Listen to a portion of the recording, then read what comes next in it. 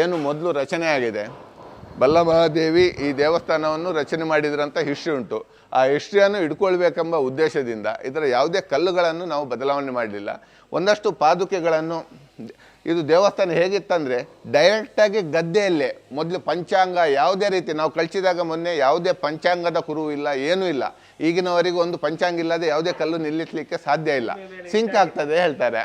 ಆದರೆ ಮೊದಲೇ ಡೈರೆಕ್ಟಾಗಿ ನೇರವಾಗಿ ಇಷ್ಟು ದೊಡ್ಡ ದೇವಸ್ಥಾನ ಭೂಮಿಯ ಮೇಲೆ ಇತ್ತು.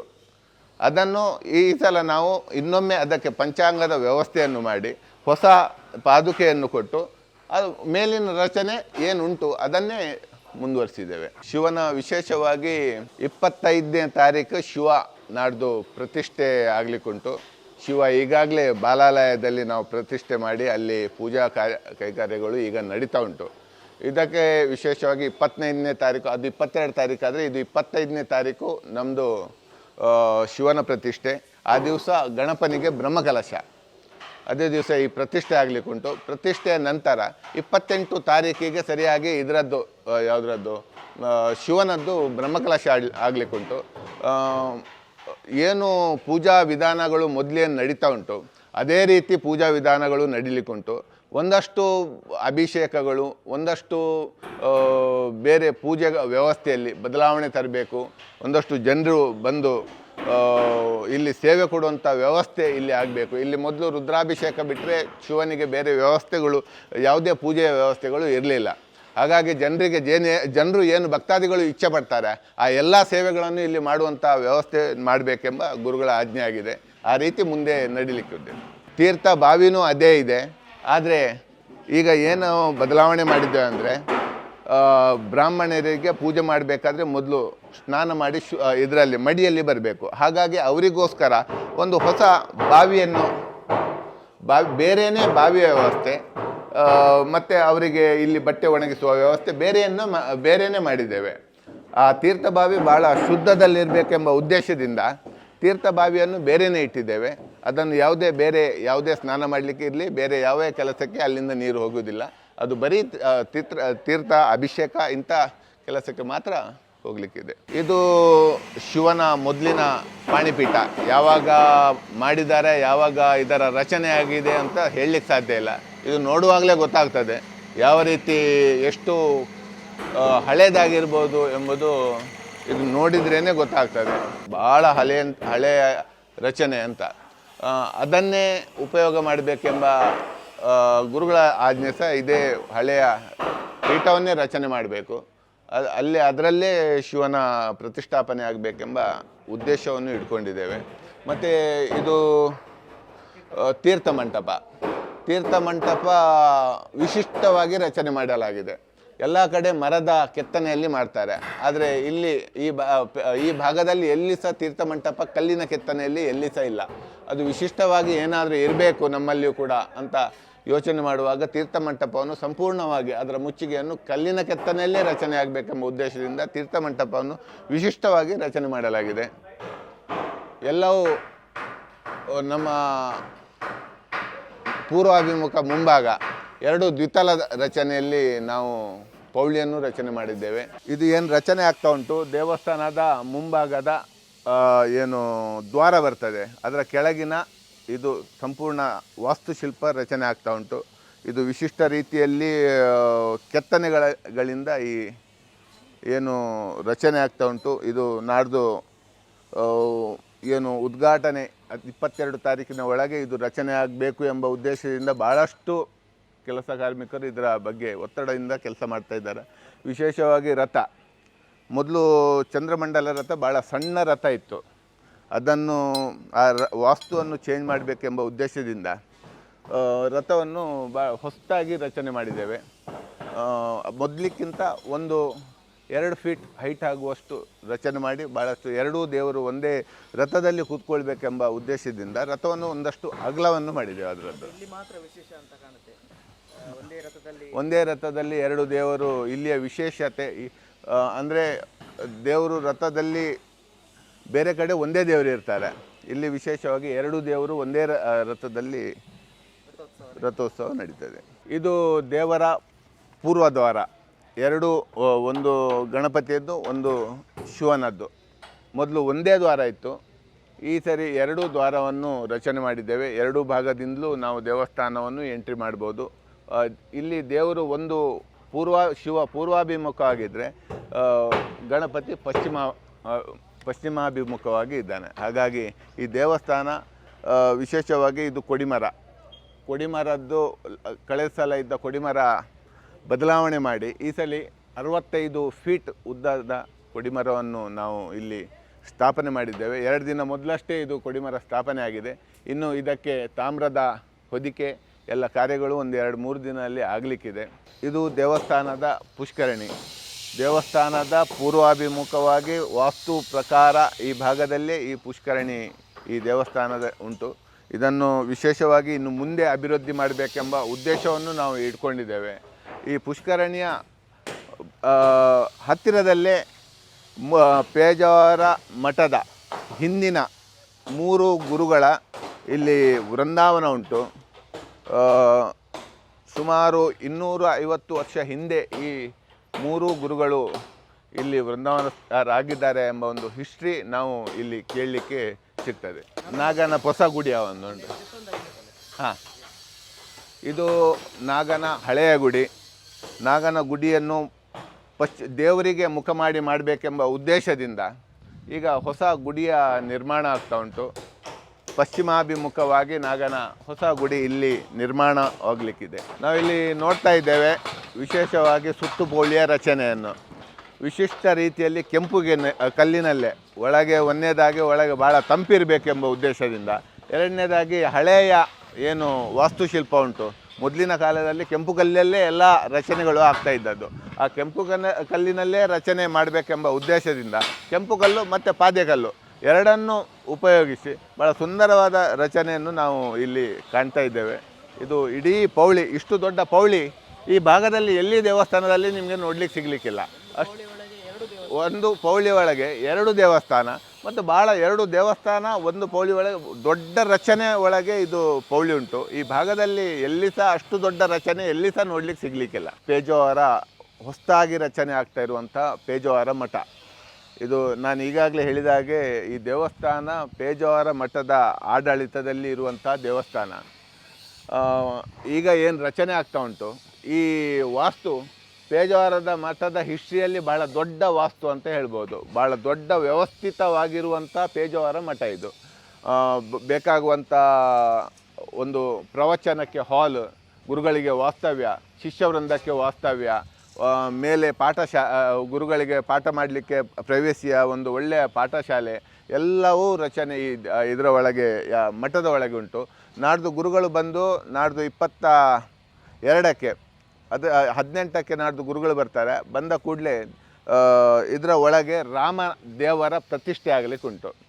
ಗುರುಗಳ ಪಟ್ಟದ ದೇವರು ರಾಮದೇವರು. ಆ ರಾಮದೇವರ ಪ್ರತಿಷ್ಠೆ ಇಲ್ಲಿ ಒಳಗೆ ಮಾಡಲಿಕ್ಕಿದ್ದಾರೆ ಗುರುಗಳು. ಹಾಗೆ ಇಲ್ಲಿ ಪೇಜಾವರ ನಮ್ಮ ವಿಶ್ವಪ್ರಸನ್ನ ತೀರ್ಥರ ಗುರುಗಳ ಇಲ್ಲಿ ವಿಶೇಷವಾಗಿ ಸಣ್ಣಂದಿನಿಂದಲೂ ಓಡಾಟ ಮಾಡಿ ಬೆಳೆದಿರುವಂಥ ಈ ಜಾಗ ಪೆರಣಂಕಿಲ. ಹಾಗಾಗಿ ಪೇಜಾವರ ಮಠಕ್ಕೆ ಮತ್ತು ಇದಕ್ಕೆ ವಿಶೇಷ ಈ ದೇವಸ್ಥಾನಕ್ಕೆ ಸಂಬಂಧ. ಮತ್ತು ದೊಡ್ಡ ಗುರುಗಳಿಗೆ ಪೆರಣಂಕಿಲ ಅಂದರೆ ಭಾಳ ಪ್ರೀತಿ ಇರುವಂಥ ಜಾಗ ಆಗಿತ್ತು. ಇದನ್ನು ಜೀರ್ಣೋದ್ಧಾರ ಮಾಡಬೇಕೆಂಬುದು ಗುರುಗಳ ಸಂಕಲ್ಪ ಆಗಿತ್ತು, ದೊಡ್ಡ ಗುರುಗಳ ಸಂಕಲ್ಪ ಆಗಿತ್ತು. ಆ ಸಮಯದಲ್ಲಿ ಕಾರಣಾಂತರ ಈ ದೇವಸ್ಥಾನವನ್ನು ಭಾಳ ಪ್ರಯತ್ನ ಪಟ್ಟರು. ದುಡ್ಡಿನ ವ್ಯವಸ್ಥೆ ಇದ್ದರೂ ಜೀರ್ಣೋದ್ಧಾರ ಮಾಡಲಿಕ್ಕೆ ಆಗಲಿಲ್ಲ. ಅವರ ಕನಸನ್ನು ನನಸು ಮಾಡಬೇಕಂತ ವಿಶ್ವಪ್ರಸನ್ನ ಗುರುಗಳು ವಿಶೇಷ ಮುತುವರ್ಜಿಯಲ್ಲಿ ಈ ದೇವಸ್ಥಾನ ಇವತ್ತು ಜೀರ್ಣೋದ್ಧಾರ ಆಗ್ತಾ ಉಂಟು. ವಿಶೇಷವಾಗಿ ಗುರುಗಳ ಒಟ್ಟಿಗೆ ನಮಗೆ ಕೆಲಸ ಮಾಡಲಿಕ್ಕೆ ಒಂದು ಭಾಳ ದೊಡ್ಡ ಯೋಗ ಅಂತ ಹೇಳ್ತೇನೆ ನಾನು. ಯಾವುದೇ ಒಂದು ಇಲ್ಲಿಯ ಡಿಸಿಷನ್ ತಗೊಳ್ಳಿ, ಬದಲಾವಣೆ, ಗುರುಗಳು ಹೇಳಿದ್ದನ್ನು ಮತ್ತೆ ಅದರಲ್ಲಿ ಒಳ್ಳೆ ಮಾಡಬೇಕು, ಏನಾದರೂ ಬದಲಾವಣೆ ಮಾಡಬೇಕಂತ ನಾವು ಇಚ್ಛೆ ಪಟ್ಟರೆ ಅವರಿಗೆ ತಿಳಿಸಿದರೆ ಸಾಕು, ಇಮಿಡಿಯೇಟ್ ಅದು ಸರಿ ಉಂಟಾದರೆ ಪ್ರಾರಂಭ ಮಾಡಿ ಮುಂದುವರಿಸಿ ಅಂತ ಯೋಚನೆ ಮಾಡದೆ ಕೂಡಲೇ ಉತ್ತರವನ್ನು ಕೊಡ್ತಾರೆ. ಹಾಗಾಗಿ ನಮಗೆ 1 ವರ್ಷದಲ್ಲಿ ಈ 2 ವಾಸ್ತು ರಚನೆ ಆಗಿದೆ ಅಂತ ಹೇಳಿದರೆ ಭಾಳ ಉಳಿದವರಿಗೆ ಆಶ್ಚರ್ಯ ಆಗ್ತದೆ. ಇದು ರಚನೆ ಆದದ್ದು ಸುಮಾರು 4 ತಿಂಗಳಲ್ಲಿ 15,000ರಿಂದ 20,000 ಸ್ಕ್ವೇರ್ ಫೀಟಿನ ಬಿಲ್ಡಿಂಗ್ ಈ ಮಠ ರಚನೆ ಆಗಿದೆ. ಆ ದೇವಸ್ಥಾನ, ಅಷ್ಟು ದೊಡ್ಡ ದೇವಸ್ಥಾನವು ಸಾಧಾರಣ ಫೆಬ್ರವರಿಗೆ 1 ವರ್ಷ ಆದದ್ದು. ಅದರ ಮಧ್ಯದಲ್ಲಿ 2 ತಿಂಗಳು ಮೌಢ್ಯ ಅಂತ ಬಂತು. ಸುಮಾರು 10 ತಿಂಗಳಲ್ಲಿ ರಚನೆ ಆದ ದೇವಸ್ಥಾನ ಪೆರ್ಣಂಕಿಲ. ಈ ದೇವಸ್ಥಾನ ಯಾರು ಬಂದರೂ ಇವತ್ತಿಗೂ ಹೇಳ್ತಾರೆ ಸುಮಾರು 2 ವರ್ಷ ಬೇಕು, ಇಷ್ಟು ದೊಡ್ಡ ವಾಸ್ತುವನ್ನು ರಚನೆ ಮಾಡಬೇಕಾದ್ರೆ 2 ವರ್ಷ ಕನಿಷ್ಠ ಬೇಕು ಅಂತ ಎಲ್ಲರೂ ಹೇಳ್ತಾರೆ. ಆದರೆ 10 ತಿಂಗಳಲ್ಲಿ ರಚನೆ ಆಗಿದೆ ಹೇಳಿದರೆ ಆ ಗಣಪನ ಇಲ್ಲಿಯ ಕಾರ್ಣಿಕ ಎಷ್ಟುಂಟಂತ ಎಲ್ರಿಗೂ ಗೊತ್ತಿದ್ದದ್ದೇ. ಇದು ಎಲ್ಲರೂ ಬಂದವರು ಹೇಳ್ತಾರೆ, ಗಣಪನ ಕಾರ್ಣಿಕದಿಂದಲೇ ಈ ರಚನೆ ಆಗಿದೆ, ಏನು ಮನುಷ್ಯರು ಅಷ್ಟು ಸುಲಭದಲ್ಲಿ ಮಾಡಲಿಕ್ಕೆ ಸಾಧ್ಯ ಇಲ್ಲ ಅಂತ. ಮತ್ತು ಇನ್ನೊಂದು ವಿಶೇಷತೆ, ಎರಡೂ ದೇವಸ್ಥಾನಕ್ಕೆ ದಿನಾಲು ಸುಮಾರು ಈ ಊರಿನವರು 100 ಜನರಷ್ಟು, 100ರಿಂದ 150 ಜನ ದಿನಾಲು 5 ಗಂಟೆಯಿಂದ 9 ಗಂಟೆ, 10 ಗಂಟೆ, ಒಂದೊಂದು ಸಲ 12 ಗಂಟೆ ಆಗಿದೆ. ಫ್ರೀ ಸರ್ವಿಸ್, ಕರ ಸೇವೆ ಮುಖಾಂತರ ಇದರ ಪಂಚಾಂಗ ಇರಲಿ, ಅದರ ಪಂಚಾಂಗ ಇರಲಿ, ಇದರ ಕಲ್ಲು ಹೊರುವುದಿರಲಿ, ಎಲ್ಲ ಕೆಲಸಗಳನ್ನು ಫ್ರೀ ಮಾಡಿ ಸುಮಾರು 1 ಕೋಟಿಯಷ್ಟು ನಾವು ಪೇಮೆಂಟ್ ಮಾಡಲಿಕ್ಕೆ 1 ಕೋಟಿಯಷ್ಟಕ್ಕಿಂತ ಜಾಸ್ತಿ ಆಗ್ಬೋದು. ಅಷ್ಟು ಕೆಲಸವನ್ನು ಈ ಊರಿನ ಊರಿನವರು ಎಲ್ಲರೂ ಸೇರಿ ಎಲ್ಲರೂ ಮಾಡಿದ್ದಾರೆ. ಭಾಳ ದೊಡ್ಡ ಸಹಕಾರ ಈ ಊರಿನವರು ಕೊಟ್ಟಿದ್ದಾರೆ. ಆ ಸಹಕಾರದಿಂದಲೇ ಈ ಎರಡೂ ವಾಸ್ತುಗಳು ಭಾಳ ಬೇಗನೆ ರಚನೆಯಾಗಿದೆ ಅಂತ ಹೇಳ್ಬೋದು. ದೇವಸ್ಥಾನಕ್ಕೆ ಒಂದು ವಿಶಿಷ್ಟ ರೀತಿಯಲ್ಲಿ ಭಾಳ ದೊಡ್ಡ ವ್ಯವಸ್ಥೆಯಲ್ಲಿ ಭೋಜನ ಶಾಲೆಯನ್ನು ನಿರ್ಮಾಣ ಆಗ್ತಾ ಉಂಟು. ಗುರುಗಳು ರಾಮ ಮಂದಿರದ ಪ್ರತಿಷ್ಠಾಪನೆ ಹೋಗೋಕ್ಕಿಂತ ಮೊದಲು ಇಲ್ಲಿ ಕೆಸರು ಕಲ್ಲು ಹಾಕಿ ಇಲ್ಲಿಂದ ಸೀದಾವಾಗಿ ನೇರವಾಗಿ ಅವರು ರಾಮ ಮಂದಿರದ ಕೆಲಸಕ್ಕೆ ಇಲ್ಲಿಂದ ಹೊರಟು ಹೋಗಿದ್ದಾರೆ. ಆಮೇಲೆ ನಿರ್ಮಾಣವಾದ ಇದು ಭೋಜನ ಶಾಲೆ. ಸುಮಾರು 5 ಕೋಟಿ ವೆಚ್ಚದಲ್ಲಿ ನಿರ್ಮಾಣ ಆಗ್ತಾ ಉಂಟು. ನಾವು ಬ್ರಹ್ಮಕಲಶಕ್ಕಿಂತ ಮೊದಲು ಇದನ್ನು ಸಂಪೂರ್ಣ ಮಾಡಬೇಕೆಂಬ ಉದ್ದೇಶದಿಂದ ಭಾಳ ಪ್ರಯತ್ನ ಪಟ್ಟರು. 2 ದೇವಸ್ಥಾನ ಮತ್ತು ಮಠದ ಕೆಲಸ ಪೂರ್ಣ ಮಾಡುವ, ಅದನ್ನು ಪ್ರಥಮವಾಗಿ ಮುಗಿಸಬೇಕು ಎಂಬ ಉದ್ದೇಶದಿಂದ ಇದರ ಕೆಲಸವನ್ನು ಭಾಳ ನಿಧಾನಗತಿಯಲ್ಲಿ ನಾವು ಮಾಡ್ತಾ ಇದ್ದೇವೆ. ಬ್ರಹ್ಮಕಲಶದ ನಂತರ ಇದರ ಕೆಲಸವನ್ನು ನಾವು ಪೂರ್ತಿ ಮಾಡಿ ಇದನ್ನು ಉದ್ಘಾಟನೆಯನ್ನು ಬ್ರಹ್ಮಕಲಶದ ನಂತರ ಮಾಡಬೇಕೆಂಬ ಉದ್ದೇಶವನ್ನು ಇಟ್ಕೊಂಡಿದ್ದೇವೆ. ವಿಶೇಷವಾಗಿ 350 ಜನರು ಕೂತ್ಕೊಳ್ಳುವಂಥ ಒಂದು ಭೋಜನ ಶಾಲೆ. ಆ ಭಾಗದಲ್ಲಿ ನಿತ್ಯ ಮೃಷ್ಟಾನ್ನ, ನಿತ್ಯ ದೇವಸ್ಥಾನಕ್ಕೆ ಯಾರೆಲ್ಲ ಬರ್ತಾರೆ ಅವರಿಗೆ ನಿತ್ಯ ಇಲ್ಲಿ ಮೃಷ್ಟಾನ್ನ, ನಿತ್ಯ ಊಟದ ವ್ಯವಸ್ಥೆ ಉಂಟು. ಹಾಗಾಗಿ ಒಂದು 200 ಜನರು ಕೂತ್ಕೊಳ್ಳುವಂಥ ಅದರ ಆ ಭಾಗದಲ್ಲಿ ಒಂದು ಭೋಜನ ಶಾಲೆ. ಇನ್ನೊಂದು ಬ್ರಾಹ್ಮಣರಿಗೆ ಒಂದು ಸಪ್ರೇಟ್ ಭೋಜನ ಶಾಲೆ. ಆ ಭಾಗದಲ್ಲಿ ಇನ್ನೊಂದು ಅಡುಗೆ ಕೋಣೆ. ಇದರ ಮೇಲೆ ಒಂದು ಸಭಾಭವನ. ಹೀಗೆ ಈ 5 ಕೋಟಿಯ ವ್ಯವಸ್ಥೆಯಲ್ಲಿ ನಾವು ಈ ಭೋಜನ ಶಾಲೆಯನ್ನು ನಿರ್ಮಾಣ ಆಗ್ತಾ ಉಂಟು. ಇನ್ನು ಕೆಲವೇ ತಿಂಗಳಲ್ಲಿ ಭೋಜನ ಶಾಲೆ ಇಲ್ಲಿ ನಿರ್ಮಾಣ ಆಗಲಿಕ್ಕಿದೆ. ಪೆರ್ಣಂಕಿಲ ದೇವಸ್ಥಾನ ಜೀರ್ಣೋದ್ಧಾರ ಒಟ್ಟಿಗೆ ಅದಕ್ಕೆ ಸಂಬಂಧಪಟ್ಟಂತಹ ದೇವರುಗಳ ಜೀರ್ಣೋದ್ಧಾರ ಕೂಡ ಅದೇ ಸಮಯದಲ್ಲಿ ನೆರವೇರ್ತಾ ಉಂಟು. ಈಗ ನಾವು ಇಲ್ಲಿ ಏನು ನೋಡ್ತಾ ಇದ್ದೇವೆ, ಮುಗ್ಗೇರ್ಕಳ ಅಂತ ಕರಿತೇವೆ. ಇಲ್ಲಿ ಒಂದಷ್ಟು ದೈವಗಳ ಪ್ರತಿಷ್ಠೆಗಳು ನಡಿಲಿಕ್ಕಿದೆ.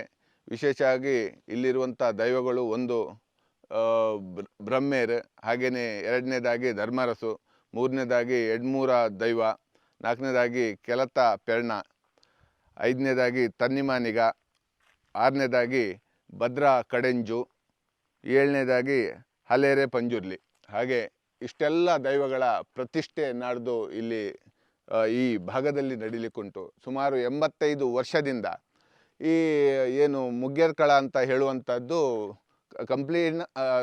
ಸಂಪೂರ್ಣ ಜೀರ್ಣಾವಸ್ಥೆಯಲ್ಲಿ ಇತ್ತು. ಇದರದ್ದು ಭಂಡಾರ ಎಂಬುದು ಇಲ್ಲೇ ಒಂದು ರಮೇಶ್ ಪೂಜಾರಿ ಎಂಬುದು ಅಂಗರ್ಕಟ್ಟೆಯಲ್ಲಿ ಇದ್ದಾರೆ. ಅವರ ಮನೆಯಲ್ಲಿ ಅದರ ಕುರುಹುಗಳು ಸಿಕ್ಕಿದ್ದಾವೆ. ಅವರು ಬಂದು ಆ ಭಂಡಾರವನ್ನು ಈಗ ನಮ್ಮ ಈ ದೇವಸ್ಥಾನದ ಇದಕ್ಕೆ ಒಪ್ಪಿಸಿದ್ದಾರೆ. ಇದರ ಜೀರ್ಣೋದ್ಧಾರ ಒಟ್ಟಿಗೆ ಅದನ್ನು ಕೂಡ ನಾವು ಸರಿ ಮಾಡುವಂಥ ವ್ಯವಸ್ಥೆಗಳನ್ನು ಮಾಡ್ತಾ ಇದ್ದಾವೆ. ಮೊದಲಿನ ಕಾಲದಲ್ಲಿ 80 ವರ್ಷ ಮೊದಲಾದರೂ ಸಹ ಎಲ್ಲ ಅದರ ಏನು ಆಭರಣಗಳುಂಟು ಒಳ್ಳೆಯ ರೀತಿಯಲ್ಲಿ ಬೆಳ್ಳಿಯಲ್ಲಿ ರಚನೆ ಮಾಡಿದಂಥ ಎಲ್ಲ ಆಭರಣಗಳು ಸಿಕ್ಕಿದ್ದಾವೆ. ಆ ಆಭರಣಗಳನ್ನು ಪುನರ್ಜೀವ ಕೊಡುವಂಥ ಕೆಲಸವು ಈಗ ನಡೀತಾ ಉಂಟು.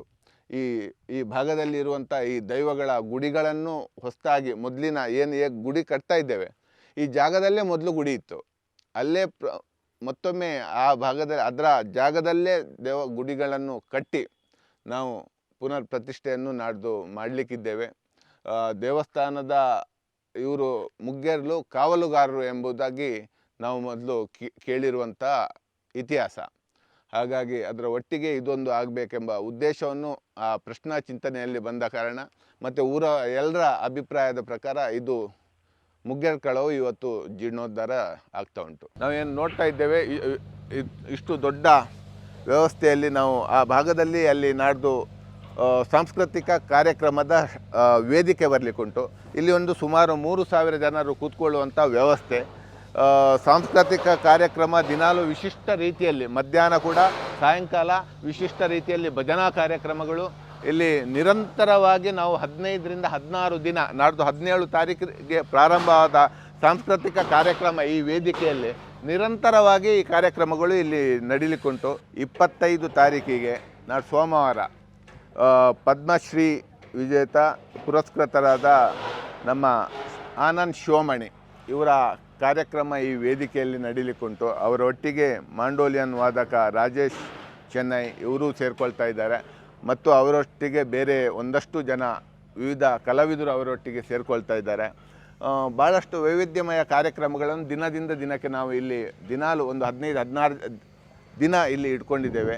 ಎಲ್ಲರೂ ಭಾಳಷ್ಟು ಸಂಖ್ಯೆಯಲ್ಲಿ ಈ ಭಾಗದ ಈ ಹಳ್ಳಿ ಆದದ್ರಿಂದ ಅಂಥ ಹಳ್ಳಿಯಲ್ಲಿ ಇಂಥ ಕಾರ್ಯಕ್ರಮಗಳು ನಡೆಯುವುದಿಲ್ಲ. ಈ ಹಳ್ಳಿಯಲ್ಲಿ ವಿಶಿಷ್ಟ ಕಾರ್ಯಕ್ರಮಗಳು ಕೊಡಬೇಕು, ಎಲ್ಲರೂ ನೋಡುವಂಥ ಆಗಬೇಕು ಅಂತ ಯೋಚನೆ ಮಾಡಿ ಈ ಸಂದರ್ಭದಲ್ಲಿ ಎಲ್ಲ ಕಾರ್ಯಕ್ರಮಗಳನ್ನು ಆಯೋಜನೆ ಮಾಡಿದ್ದೇವೆ. ಎಲ್ಲರೂ ಈ ಕಾರ್ಯಕ್ರಮವನ್ನು ಎಲ್ಲರೂ ಬಂದು ನೋಡಬೇಕಂತ ಈ ಮುಖಾಂತರ ನಾನು ಕೇಳ್ಕೊಳ್ತೇನೆ.